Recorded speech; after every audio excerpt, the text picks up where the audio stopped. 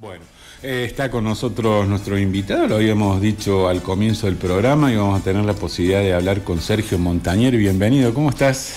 Buen día, gracias por la invitación. No, por favor, un gusto enorme. Hemos tenido en los últimos días aquí de invitados a Carlos Egiaro, a Iván Antón del Observatorio Integral de la Universidad Nacional de Villa María, y tienen datos que surgen de sus estudios, de sus análisis, pero bueno, vamos a hablar con alguien que disfruta de esos datos o que sufre de esos datos. Sí. Entonces, para terminar de cerrar la idea, ¿cómo sentís que estamos como industrial, como una empresa señera de la ciudad, Cormetal? Primero, bueno, en el rubro nuestro, a diferencia a lo mejor de otros sectores de la ciudad que a lo mejor no están sufriendo o no están en la situación que nos encontramos nosotros somos proveedores de bienes durables, llámese el hierro, la chapa o los acoplados y remolque que fabricamos. Esta actividad desde el año pasado sufrió una caída súper importante. Este año viene recuperando un poco el nivel de actividad, pero muy lentamente y con una amenaza muy grande, que es la apertura de la economía a productos importados, donde manejan otros costos que nosotros hoy no somos competitivos.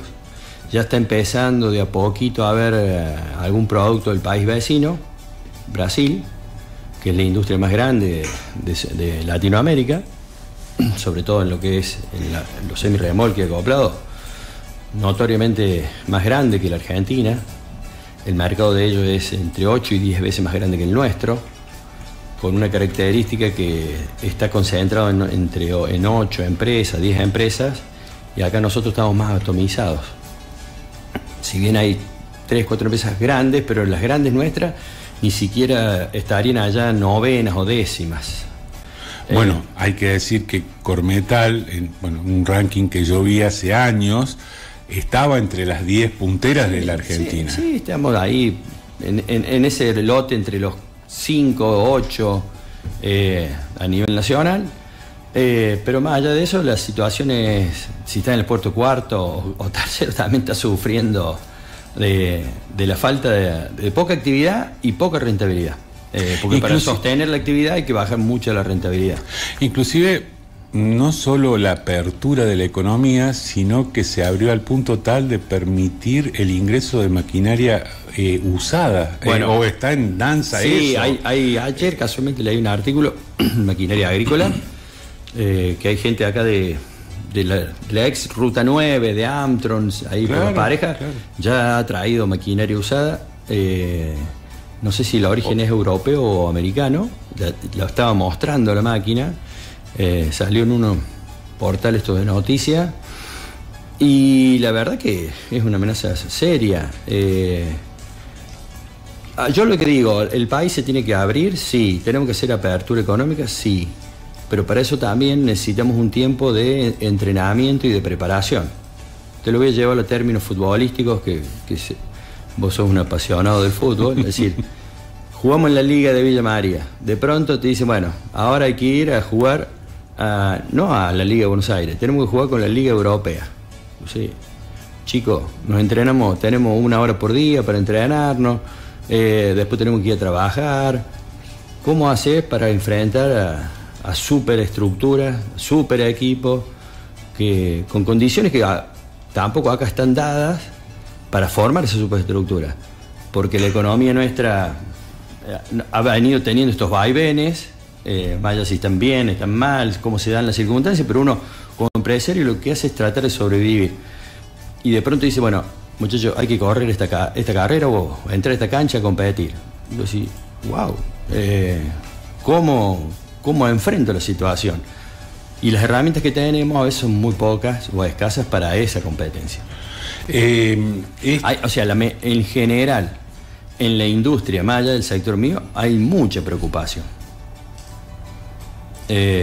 Si bien hay cosas que se vienen dando a nivel macroeconómico que que es tratar de regularizar las cuentas públicas, que el Estado gaste lo que recauda, que baje la presión impositiva.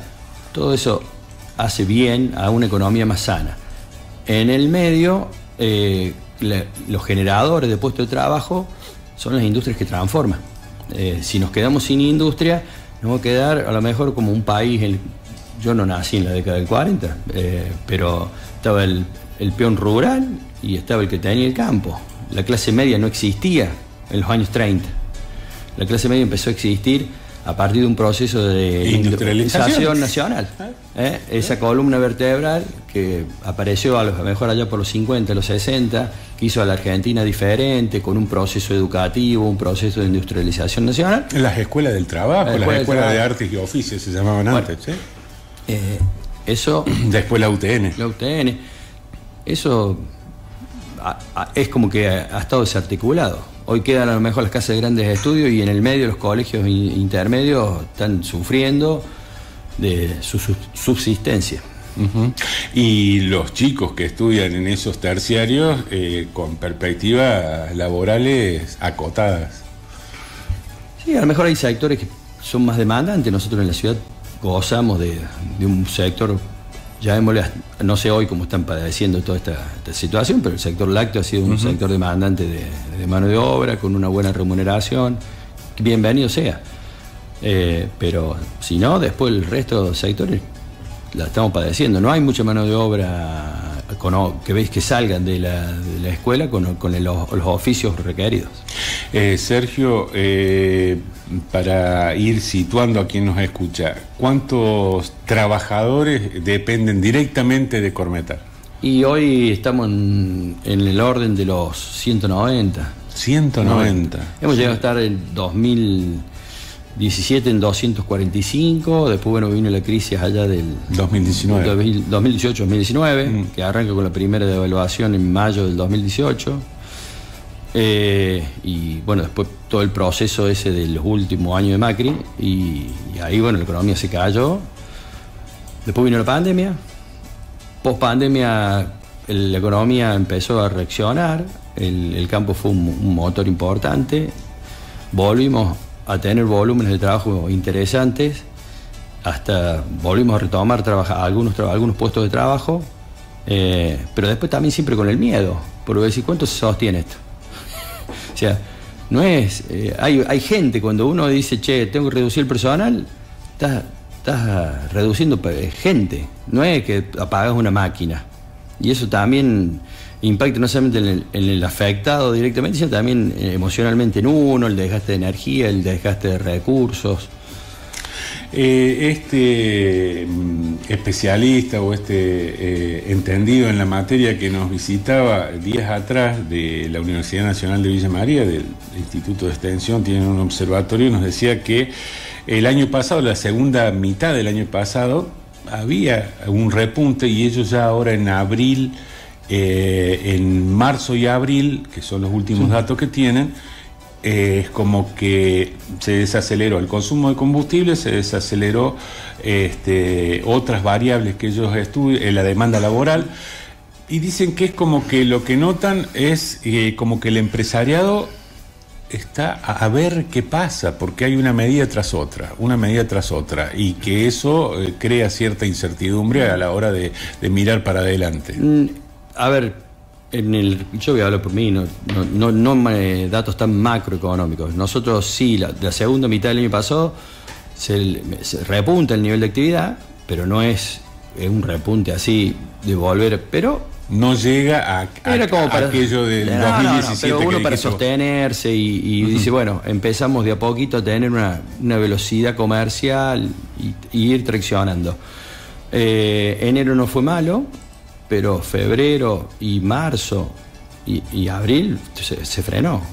Este mes viene muy cerrado, con bajo nivel de actividad, sumado obviamente a rentabilidades nulas. Este escenario nuevo del dólar, la flotación del dólar, también generó algún impacto, porque la gente todavía no tiene claro, che, ¿cuánto va a estar el dólar mañana? Va a estar no quiero decir un valor, digo, en cuál valor se va a posicionar y va a trascender en el tiempo. Todavía es como que estamos en ese ajuste. Y al punto que nosotros vendemos mercadería que está relacionada con el dólar. Entonces, si hoy venís a comprarme y el dólar está a 1.150, yo te vendo con el precio de la mercadería relacionado a ese dólar. Pero si mañana baja a 1.100, voy a decir, me estafaste. Porque vendré, hoy vale más barata. Y voy a decir, no, o sea, yo hoy la puedo comprar barata, pero cuando te la vendí ayer, la pagué a 1.150 lo que te vendí a vos. Entonces, toda una especulación. Y además, toda esta, la libertad o la flotación del dólar ha encarecido las tasas en pesos, que es donde más nos movemos nosotros. O sea, en la economía nuestra se mueve más en pesos. O sea, el que me compra el material, el que me compra el acoplo, se mueve en pesos. Entonces, cuando el cliente viene y te dice, yo te quiero pagar 30, 60, 90, 120 días, te dejo los cheques, uno no los pone en una bolsa y espera que llegue el día 120. Porque si no, no te alcanza la plata. Va a una institución financiera y va a decir, tengo los cheques acá de Sergio. Bueno, esos cheques, 100 pesos te doy 90. Ahora te dan 82. ¿Esos 8 de dónde salen? Del bolsillo de la empresa. Del bolsillo de la empresa. O bajo rentabilidad.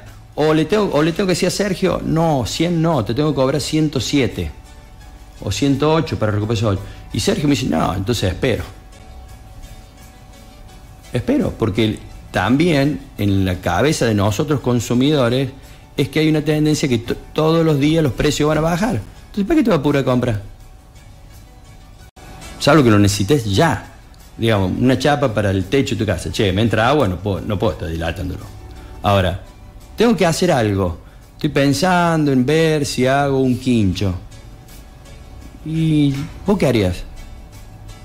Esperar, sí. Espero. Sí. Todo indica que los precios van a estar igual o más bajos. Con cierta lógica, no estoy en contra del consumidor. Pero este es el mensaje que se baja. Y no necesariamente va a la velocidad de la cabeza del consumidor, porque venimos todos los meses, no baja todos los meses. Si viene bajando, sí. Nosotros en nuestros precios en dólares han bajado del año pasado, ahora notoriamente. Pero ya estamos entrando a un piso de los precios. Te quería preguntar por una situación para ubicarnos un poco. ¿Cuál fue el pico de producción? ¿Cuántos acoplados al mes llegó a hacer Cormetal? Y allá por el final del 2017, unos 55 unidades más o menos. 55 unidades al mes. Sí. 50, entre 50 y 55, dependiendo del tipo, el tipo de unidad. Algunas son más complejas, otras menos complejas, entonces, pero con los 240 operarios. Bueno, nos duró poco. Bueno, yo soy uno de los que cuando va por la ruta, por donde me toque andar, veo acoplado Montenegro, qué sé yo, cuando veo un Cormetal digo, bueno, ese es de los nuestros. Son esas cosas que tenemos por ahí, el localismo. Y hoy, de aquellos 55, sí. ¿Cómo está la cosa para hacer un comparativo? ¿Cuántos acoplados podés sacar? Hoy estamos sacando entre 35 y 40.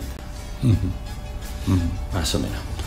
Después de ese pequeño repunte de finales del año pasado. Sí, a ver, para graficar la caída de la actividad, nosotros en enero del año pasado vendimos 2 unidades. En febrero vendimos 4. En marzo vendimos 7. O sea, prácticamente es como que es más, en enero del año pasado a la gente extendimos las licencias y en todo enero lo tuvimos cerrado porque no tenía sentido ir a trabajar y consumirte hacer unidades que no sabes cuáles son las que vas a vender. Tremendo. Perspectiva, no digo las perspectivas son con muchos signos de incógnita. Es un momento muy crucial, tanto por la economía que se viene, porque ya han desembarcado empresas de Brasil con la oferta de productos acá. Eso se va a ir incrementando, lo cual va a ir poniéndonos más presión a nosotros sobre nuestros precios y obviamente al nivel de actividad. O sea que el miedo que tenemos en general los industriales argentinos es decir, che, si esto repunta, ese repunte, el pedacito más grande de esa torta que se va a ir, que puede crecer, se va a ir para afuera. No lo vamos a capturar nosotros, lo va a capturar un tercero. A ver, hay mucho trabajo para hacer para que seamos competitivos, no solamente el tipo de cambio, porque por ahí si me hicieran la pregunta, che, el tipo de cambio, y el tipo de cambio no nos favorece, pero no es que yo quiero que el dólar se vaya, no quiero ni poner cifras, pero digo, hay que trabajar en tantas cosas que nos hacen improductivos, que cuando viene un producto, por ejemplo, de China. Yo estuve ahora en la feria hace poquito, 15 días, y estuve en 2 fábricas visitando. ¿En qué feria? La feria de Cantón, en Guangzhou. Viendo si uno puede incorporar insumos para hacernos más competitivos, algunos insumos que acá también vienen importados o hay una fábrica, y entonces bueno, vos amplias tu oferta y ver si la posibilidad de bajar costos. Y en la economía china trabaja como el régimen laboral. Trabajan de lunes a sábado 9 horas todos los días. No hay vacaciones. Solamente está el Año Nuevo Chino y un feriado anual. El resto de los días trabajan. Yo no digo que quiero que vayamos a ese régimen laboral. Ahora, cada vez que compramos un producto chino, tenemos que ser conscientes que en qué régimen laboral tiene ese producto que hace que nosotros, con nuestros regímenes, no podamos ser competitivos. Yo te lo voy a llevar al plano futbolístico. Che, nos entrenamos nada más que 2 horas. Y ahí vamos a jugar el mundial. Los otros se entrenan 8 horas. ¿Cómo nos va a ir en el resultado? O sea, digo, o tenemos que decir, a ver, no dejemos traer cosas irrestrictas porque nos va. Y no solamente a la Argentina van a barrer estos muchachos. O sea, creo que los partidos más difíciles los tienen los europeos y los americanos, ¿no? Que ya ven que no pueden competir porque ya han desarrollado tecnología, la desarrollan ellos. O sea, no es más el chino que le dicen, tomá, tenés que hacer esto así, así, así. Ahora ellos dicen cómo hacerlo, de qué manera, más productiva. O sea, y bueno. Te quedas unos minutitos más, un par de minutitos, incorporamos a la mesa a nuestro economista, columnista de los viernes, Alfredo Concurat. En un minuto regresamos. Seguimos con Sergio Montañer, industrial, y se suma el asesor en materia financiera de Cooperativa Comunicar, Alfredo Concurat. La charla cobra mucho más sentido con alguien que la puede conducir mucho mejor, que le puede sacar más jugo, digamos. Alfredo, bienvenido. Bienvenido, ¿cómo andan? ¿Bien? Estaba escuchando atentamente. Bien. Venías con la radio sintonizada con el auto, claro, en el auto. Bueno, una primera lectura de todo lo que nos ha dicho Sergio. No, es algo que se entiende, lo comparto, lo estamos viviendo en muchas de las pymes de la región. La semana pasada estuvimos en una metalúrgica acá de la zona mediana, con serias dificultades y con grandes problemas para ver qué futuro le depara, ¿no? Porque estamos hablando de 20 familias que no pueden competir con lo que están produciendo. El costo de la materia prima ya es más alto que el producto competitivo que viene de China. El costo de la materia prima. Sí, bueno, eso es. El acero argentino hoy, con relación al acero chino, cuesta el doble. Pero por ahí hay, digamos, el argumento que se esgrime desde estas industrias o mega industrias es que tienen otros costos, que tienen costos impositivos que les impactan en sus costos productivos a la hora de poner los precios, que si se limpiara esa distorsión impositiva, posiblemente podrían estar bajando a lo mejor un 30% esos precios. Es lo que manifiestan, a veces hacen convocatorias al sector pyme y explican, bueno, todos los padecimientos que tienen ellos y lo que padecemos también nosotros con las cargas impositivas distorsivas. yo lo cuento, no tengo la capacidad para decir si están bien, si están mal, pero estas industrias que, como vos manifestás, el costo del material está muy por arriba de lo que se... Diga, del producto terminado. Del producto terminado. A ver, ellos también están preocupados.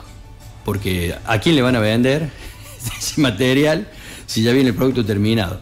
Y tienen pocas herramientas. Pero bueno, es una pelea a otra escala. Nosotros que somos los pymes, que estamos acá, aguas abajo de estas grandes industrias que nos fijan precio de compra en sus productos básicos para por nosotros poder desarrollar la actividad industrial en distintos sectores.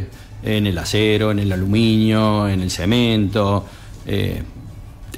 esto es algo que viene de la Argentina ya de la década del 70, la concentración en monopolios o oligopolios, las actividades base, y que siempre ha sido difícil de lidiar en los diferentes gobiernos, de alguna manera, o para hacerlos competitivos o ponerlos en caja, porque aguas abajo estamos todos nosotros, que somos los que hacemos ese articulado industrial, del cual hablamos recién de la clase media, y bueno...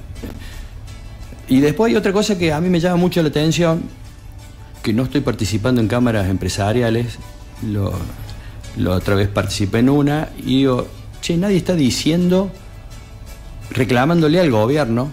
Participé y se fue el presidente de AERCA. No, bueno, hoy no estoy en actividad activa, digo. Nadie está manifestando o exteriorizando al gobierno lo que está haciendo con el ARCA. Vos hoy te vence un impuesto, tenés un vencimiento y a lo mejor no tenés la caja, producto de la crisis, y el gobierno te dice, sí, te doy 6 cuotas, pero te doy el 4% mensual. Y se vanagloria o saca carteles, panfletos, que la inflación está al 2,8. Digo, sos el mejor usurero que hay en el sistema financiero. Ilegitimado.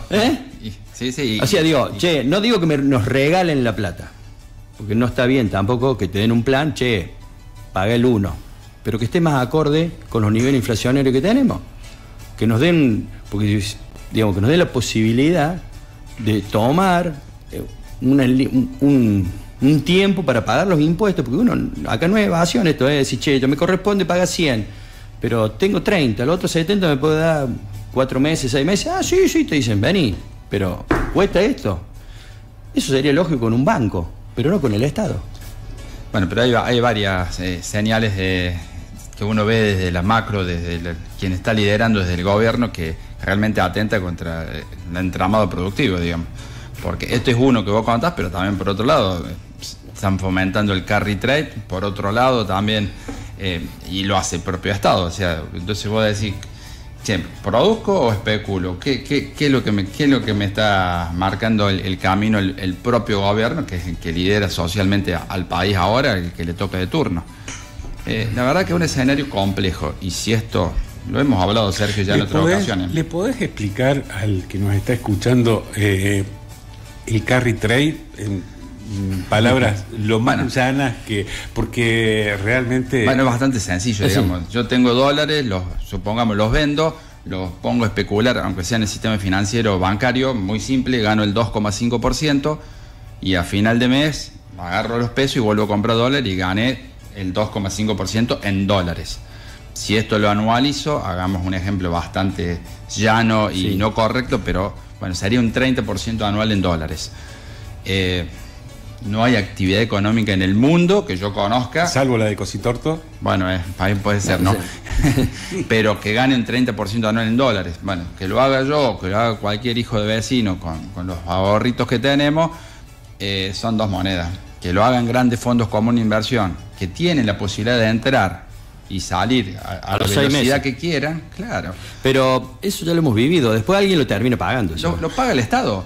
O sea, ¿pero el Estado quién son? Nosotros. Nosotros. Porque después el Estado no tiene para hacer ruta, no tiene para obra social, no tiene para los jubilados, no tiene para esto. O sea, este es el crédito del Fondo Monetario Internacional. Para esto está prestado, para poder bancar y poder garantizar esa tasa de rentabilidad. Se supone que así vendrían seducidos un montón de empresas o de grandes proyectos económicos a instalarse en Argentina. Bueno, el crédito ya llegó hace un mes. ¿Llegó alguna empresa? No, pero digo, esto es especulativo. Nadie va a venir necesitas otros tipos de condicionamientos a largo plazo para que yo diga quiero venir a producir a Argentina, lo que sea. Esto realmente están abriendo las puertas a una cuestión especulativa y va a funcionar mientras tenga caja. A Martín Edo, estábamos hablando de recién en off, se le acabó en su momento. A Menem se le acabó cuando terminó todas las privatizaciones, y a este muchacho se le va a acabar ahora cuando se le acabe la plata del fondo. O algo con el RIGI podrá recaudar, pero la verdad es que estamos hablando siempre de que hay un desarmado del entramado social. La misma receta debería llevar al mismo resultado, pero ¿por qué tenemos que repetir la historia? Claro, una pregunta, te dice, bueno, sí, qué vivo, mira la pregunta que hace, ¿por qué? Pero esto es el devenir constante. A ver, el argumento que hoy, yo no soy economista, el argumento de hoy es que hay, a diferencia de los otros escenarios que hemos vivido y que sabemos los resultados, hoy no hay déficit fiscal. Yo eso lo entiendo, lo convalido. Ahora digo, el déficit de la cuenta corriente comercial en dólares es espeluznante el saldo negativo que vamos a tener. ¿Con qué vamos a pagar esos dólares? Tal cual, ya lo tenemos el déficit, ¿no? El negativo. Imagínense que sale más barato ir a Brasil que ir a un local, a una localidad acá de Argentina. Sí. A ver, yo no voy a penalizar o criticar a un usuario que compre mañana un acoplado que viene de cualquier origen que vale el 30% del Cormetal. Él prioriza su bolsillo. El Cormetal se las arregle.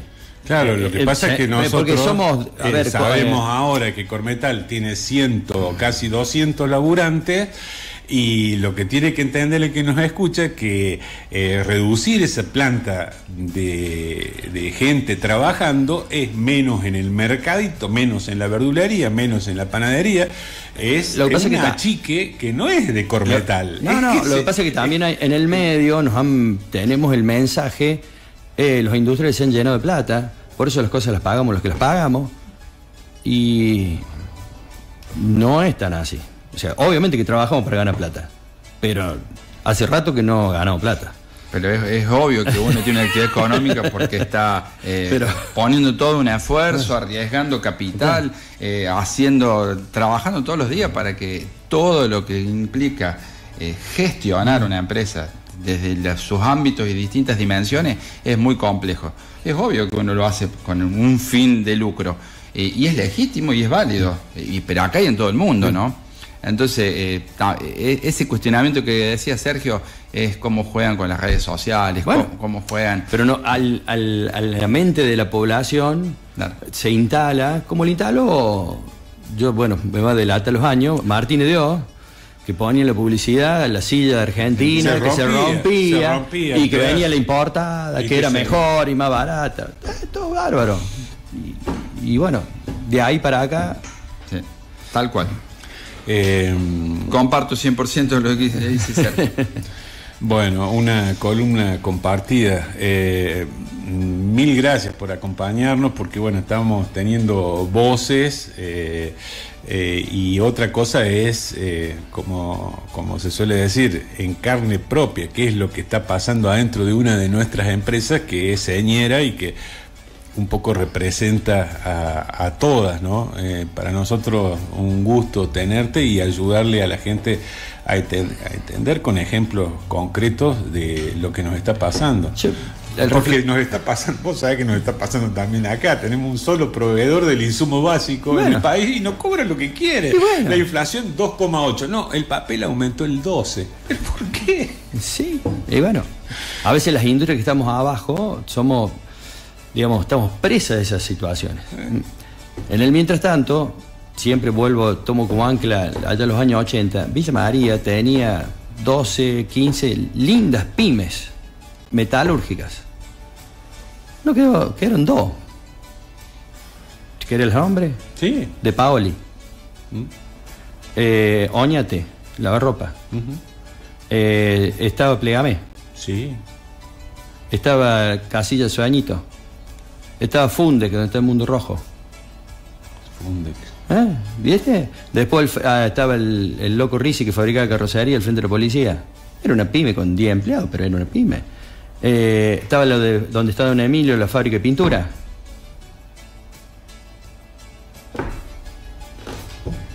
Estaba Albónico, que fabricaba autopartes. Che, a veces en las conversaciones, yo era chico, decía, y bueno, ¿qué querés? No saben manejar la empresa, vinieron los hijos, todos los hijos, no voy a decir la palabra que en la radio, pero, che, voy a decir, todos van a ser tan malos, se van a juntar todos los malos. Algo más profundo pasó en esta sociedad que nos arrasó. Y en Villa María, que no quiero usar la palabra isla, que la acuñó Angeló, pero Villa María encima tiene una particularidad respecto al resto del país, porque confluyen, como vos decías, la láctea, confluye aquí también todo lo que tiene que ver con Acabío. Había alguna empresa láctea muy señera de esa época que también pasó de largo. Pero bueno, digo, en un ratito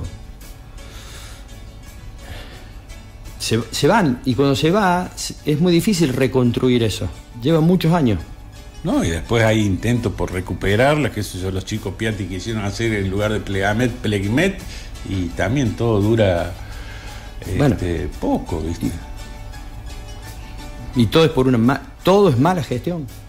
No, evidentemente. A veces que hay cosas que exceden. Gracias por este momento. Nos quedamos.